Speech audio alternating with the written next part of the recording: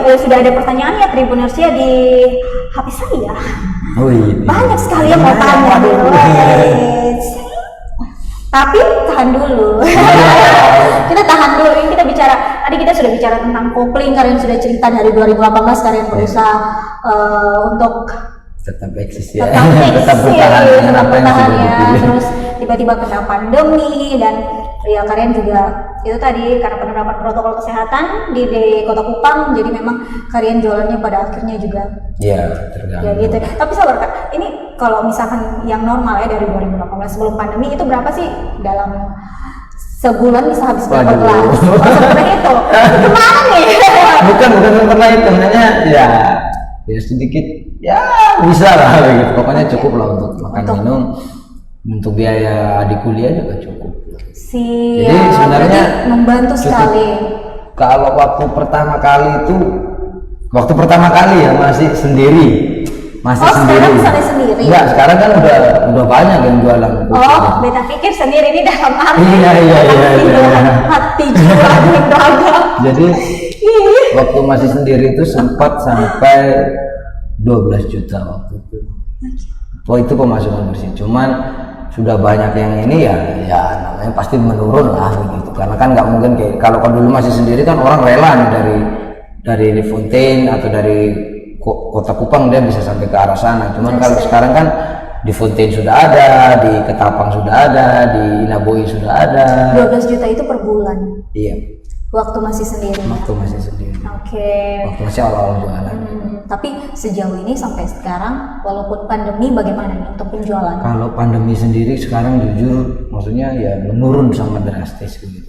Kalau untuk kopinya, cuman ya puji Tuhan masih ada yang beli keripik, masih ada yang beli gelang. Cuman pokoknya saya nggak pasang target, cuma 1 bulan yang penting bisa makan. Berarti keripik dan gelang ini adalah hasil inovasi dan kreativitas kalian selama di rumah saja. Saat di rumah saja, Tribuners. Nah kalian, oke. Kita bicara soal Coffee for Change, Tribuners bisa lihat walaupun hanya jualan kopi keliling ya, mungkin bisa saja orang mungkin cuma kopi keliling saja. Jangan salah Tribuners bahwa kalau Tribuners mengikuti akun sosial medianya kalian, Tribuners akan melihat begitu banyak aksi sosial yang dilakukan oleh Karyan Kopling. Yang terakhir kalau tidak salah Karyan Kopling pergi ke Sumba ya. Kampung adat yang terbakar. Kampung adat yang terbakar di Sumba Barat. Dan itu merupakan hasil sumbangan dari Sahabat Kopling. Sahabat Kopling itu sebutannya untuk kita punya pelanggan. Yes, termasuk beta.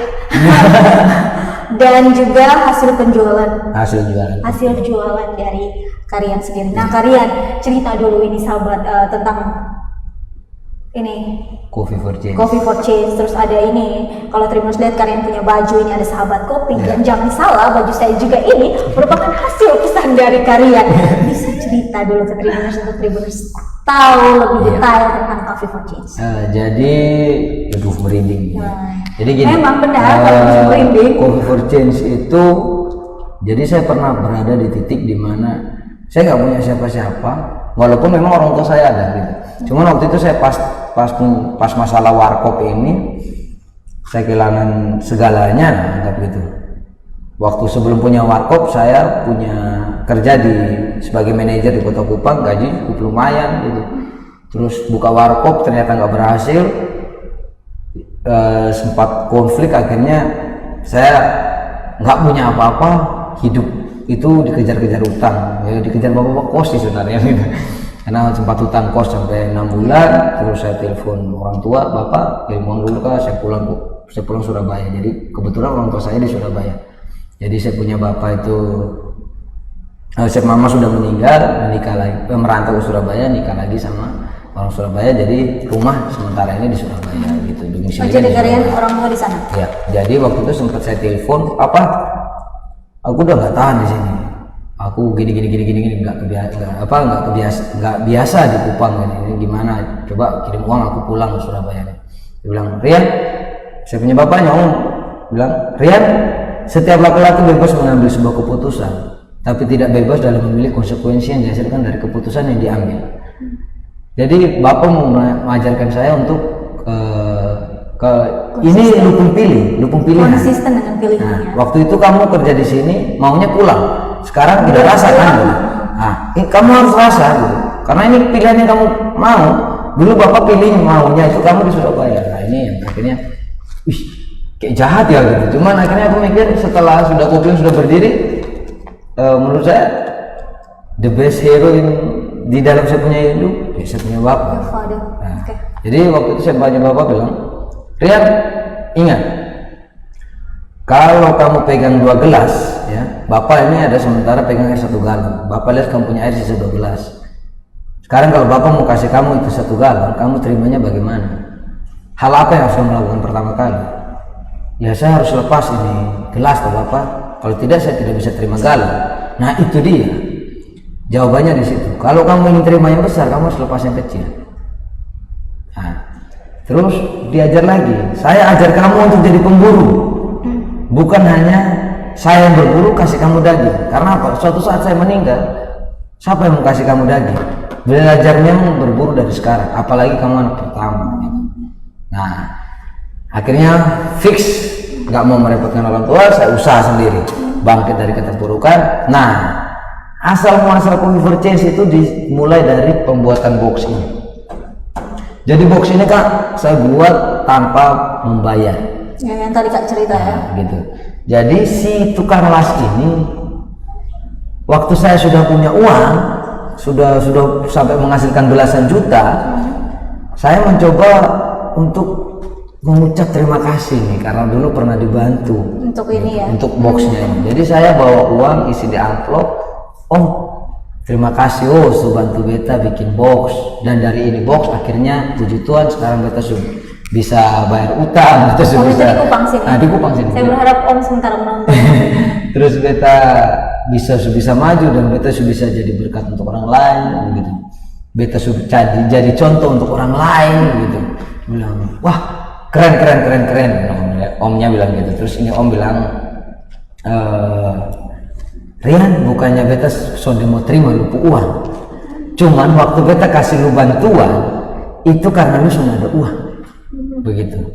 Nah kalau sekarang lu balas beta punya kebaikan dengan lu punya uang, berarti kebaikan yang beta buat sudah ada nilainya.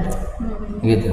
Jadi kalau lu mau berterima kasih, bantu lagi 1 orang lagi gitu. Bantu orang lain gitu. Wujud nyatakan terima kasihmu kepada saya itu dengan membantu orang lain lagi. Waktu itu saya bawa uang ya nggak banyak sih. Terus saya harus bagaimana ini uang. Nah, kebetulan las-lasannya ini berada di samping panti asuhan Son of Manekan di Lasiana. Oke. Nah, namanya Om Don. Terima kasih Om Don. Om Don sedang menonton acara ini. Jadi akhirnya dari situ beta bikin susu bagi kasih anak-anak yatim di situ. Akhirnya dari situ saat melihat mereka menerima ini susu dan senang, dan ada yang sampai panggil bapak, ada yang sampai panggil kakak, om, kayak senang sekali. Padahal ini segelas susu gitu. Kok speechless nggak apa ya? Ada rasa yang tidak bisa diungkapkan dengan kata-kata gitu. Akhirnya beta tertantang dulu, kalau beta udah bisa bantu beberapa anak ini, izinkan beta untuk bisa lebih banyak membantu orang lagi lewat beta punya kopi. Bukan karena beta penghasilan banyak, tapi karena beta pernah dibantu gitu. Akhirnya beta berdoa sama Tuhan, kalau memang Tuhan mau pakai beta siap untuk dipakai dalam hal apapun. Tapi yang beta punya hanya punya segelas kopi. Begitu. Makanya banyak yang nanya, Om, cerita 12 juta. Data bahkan kalau sempat ikuti beta selama 1 bulan, bener 12 juta. Kok motornya gini-gini aja? Kok pakainya itu aja? Banyak yang gitu ya. Cuman akhirnya dari situ beta banyak jalan kiri jalan kanan sampai kadang pernah itu ada angin topan di Kota Kupang yang sempat puting beliung, yang sempat orang punya cabut pohon tumbang. Nah, saya mulai dengan itu. Saya kasih om-om yang jual ada yang sebentar kerja aku potong-potong kayu dari Pol PP, dari BNPB. Itu hujan-hujan saya bikinin kopi, terus saya langsung jalan. Ditanyain siapa yang bayar, tuan rumah. Padahal nggak ada tuan rumahnya. Gitu. Terus setelah contoh kayak potong di depan kakak ke rumah nih, petugas potong habis, loh bapak kalian permisi dulu, terima kasih kopinya. Loh kopinya dari siapa? Loh tadi itu anak yang jual kopi itu tadi ada kasih kami kopi, minum semuanya, di sini minum semua. Loh tidak, saya tidak pesan. Aduh itu anak di mana? Nah jadi dari situ banyak yang kenal, terus kamu itu kemarin ngasih kopi gratis, kamu usaha capek gini. Enggak om, waktu itu saya promo aja, kalau sekarang mau beli monggo. Kalau kemarin itu saya benar-benar tulus, karena kalau om bisa bantu orang tanpa meminta imbalan, saya juga mau gitu. Nah cuman ya saya punya ya cuma segelas kopi. Nah dari situ akhirnya saya pengen membantu lebih banyak lagi.